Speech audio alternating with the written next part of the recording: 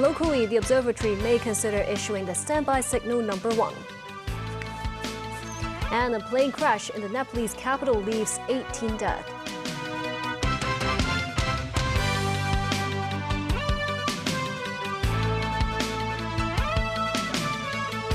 Gami is expected to enter within 800 kilometers of Hong Kong tonight. The observatory says it may issue the standby signal number 1 and the strong monsoon signal. Timothy Lee tells us more. Hong Kong and the rest of the South China coastline continue to face sweltering heat and stuffy weather due to the effects of subsiding air at the outer circulation of Super Typhoon Gami. Areas such as Shangshui, Yunlong, Shatin, and Wangcai Sin recorded temperatures of over 34 degrees Celsius, while Happy Valley was very hot at 35.5 degrees. This as the observatory forecast that Gami will enter within 800 kilometers of the SAR on Wednesday evening. It is set to maintain a distance of around 600 kilometers with the city before making landfall on Fujian province on Thursday. The observatory said coastal and elevated areas will experience strong winds during the latter part of Thursday and during the early hours of Friday. Weather authorities said they will monitor the path of the storm before considering issuing the tropical cyclone warning signal.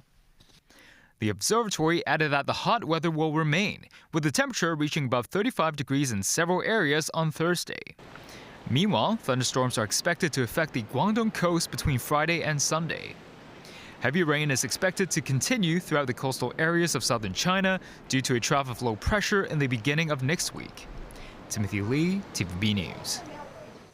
In the Philippines, the Metro Manila Council has declared a state of calamity because of flooding in the capital region brought about by Gami.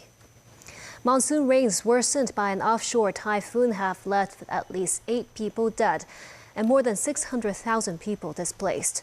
Super Typhoon Gami did not blow inland in the Philippines but enhanced its seasonal monsoon rains. In a densely populated region around Manila, government work and school classes were suspended after non-stop rain flooded many areas overnight. A passenger plane crashed while taking off from the Nepalese capital's international airport today. The incident left 18 people dead and a pilot injured, the lone survivor aboard the aircraft. Danny Zhou has the story. A regional passenger plane crashed and caught fire just after taking off from Tribhuvan International Airport in Kathmandu.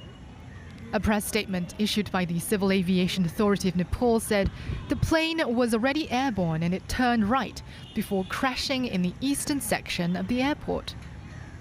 It is monsoon rainy season in Kathmandu, but was not raining at the time of the crash. Visibility was said to be low, however. Local images showed billows of smoke rising and charred remains of the plane scattered all over a ditch. It was a Bombardier CRJ-200 plane belonging to Nepal's Soria Airlines. The aircraft was heading to the resort town of Pokhara. On board were 2 crew members and 17 technicians who were going to Pokhara for regular maintenance work. The city's new airport opened last January and is equipped with aircraft maintenance hangars. The plane's captain, the sole survivor, sustained injuries to his eyes. He has been sent to hospital for treatment. Authorities are investigating the cause of the crash. Danny Zhou, TVB News. U.S. President Joe Biden said he will address the nation from the Oval Office on Wednesday evening on his decision to pull out of his 2024 re-election bid. Biden arrived at Joint Base Andrews in Maryland after isolating himself in Delaware because of a bout with COVID-19. He did not answer questions on what he plans to tell the American people. He told reporters on leaving Delaware that he was feeling well after his latest COVID test returned negative.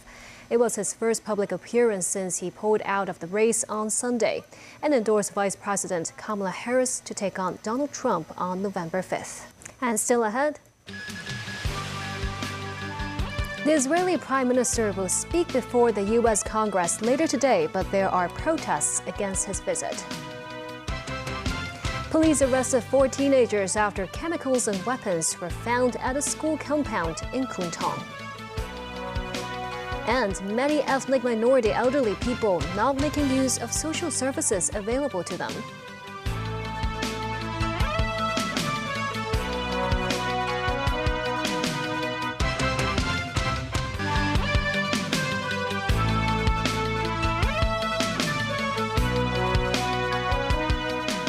Welcome back.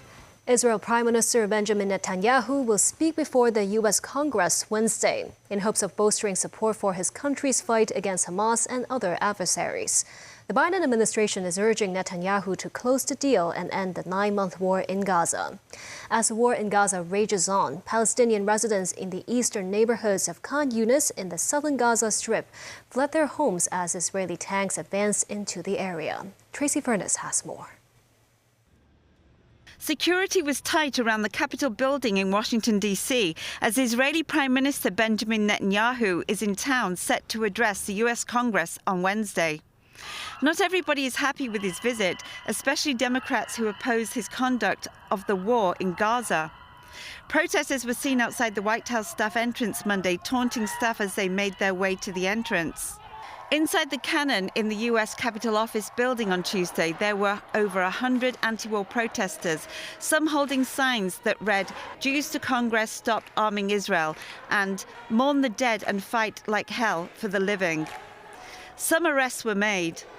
U.S. Vice President Kamala Harris, who will likely be the Democratic presidential nominee this year, will be out of town Wednesday and will not attend Netanyahu's address on Capitol Hill.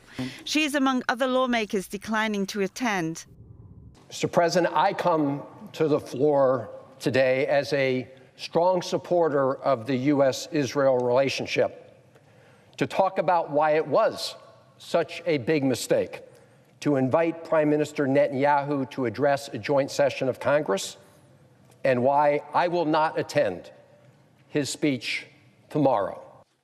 And lawmakers willing to listen to Netanyahu remain skeptical. Mr. President. As I prepare to join my colleagues in listening to Prime Minister Netanyahu's address tomorrow, I remain deeply skeptical of his leadership and willingness to change course. But I hope he will finally listen to his friends and allies who only want the best for Israel. Meanwhile, in the southern Gazan town of Khan Yunis, explosions were heard Tuesday as Israeli military released footage of troops and tanks deep inside the town. The military said it is planning to begin an operation against Hamas militants who have used the area to launch rockets towards Israel. Evacuations of part of a crowded area took place Monday. With the latest airstrikes, the death toll in Gaza since the war began is now over 39,000, according to Gaza's health ministry. Tracy Furness, TVB News. Police have arrested 4 teenagers after authorities found suspicious chemicals that could be used to make explosives and cyanide near the Kuntong branch of the Institute of Vocational Education, or IVY. One of the teenagers was suspected to have triad links. The police received reports from IVY staff at around 3 p.m. on Tuesday about 2 males setting fire to chemicals inside the school premises before escaping through a metal fence. Officers later found in the area some 90 bottles and bags containing chemicals, gas masks, and weapons including axes and tasers. 4 male teenagers aged between 13 and 15 have since been arrested. One of their phones contained instructions on how to make explosives.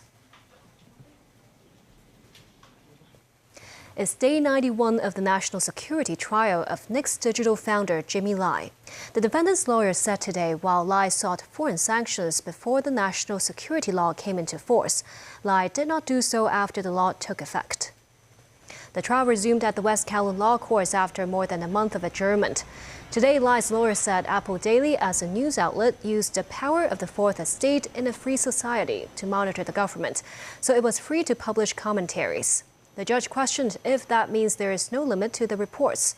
Lai's lawyer admitted press freedom does not exempt newspapers from all liabilities, but hoped the court can scrutinize the case with different angles. The prosecution said the court needs to consider Lai's actions before the law is in place to fully understand Lai's acts. The judge agreed, and the prosecution added that Lai's criminal intent has never changed before and after the security law came into force. Hong Kong's ethnic minority elderly population has jumped by 160% over the past decade. But a recent survey found most of them did not use key services the community provides for the elderly. The number of ethnic minority people aged 65 or above in Hong Kong increased from around 9,900 in 2011 to more than 25,000 in 2021. From November 2023 to April this year, Hong Kong Christian Service surveyed 250 South and Southeast Asian senior citizens and caregivers. More than 87% of them said they never used mainstream elderly center services. Among the respondents who received the services, nearly 30% said language barriers and cultural differences posed problems when they sought help. On a scale of 1 to 10, more than half of the carers surveyed rated their level of confidence towards mainstream elderly care services between 1 and 5. But such services can be vital for some ethnic minorities with big families. I'm facing a lot of challenges in my daily life because I have to look after 4 people. I have 2 children and 2 parents-in-law. They have chronic disease such as like a thyroid, like a diabetes, hypertension, or a leg pain. So they need to go to hospital. So I need to ask my friends help, and sometimes friends are not always there because they have also their own roles in their own family. The ethnic minorities are also Hong Kongers. Yeah, they are living in Hong Kong for decades, for many generations. So they have also they are supposed to have an equal opportunity. To address the language barrier, Hong Kong Christian Service says NGOs should recruit more ethnic minority staff. The government and mainstream service providers should also provide information with multiple languages, with more accessible features such as audio translation online. Currently, various nonprofit groups also offer outreach and bridging services for elderly care to non-Chinese residents. We try to tell them, okay, what sort of services there are, and then how they can, what sort of assessment will be, and then how they can access them. In addition to Nepalese and Pakistanis, the service also helps Filipinos, Indonesians, Indians, and Thais. A top U.S. visual effects company that helped create movies such as the Titanic and the Avengers announced that it will set up an international research and development center at Hong Kong's Science Park. Secretary for Innovation, Technology and Industry Sun Dong was at the launch ceremony and interacted with some of Digital Domain's creations. Helen Chen reports.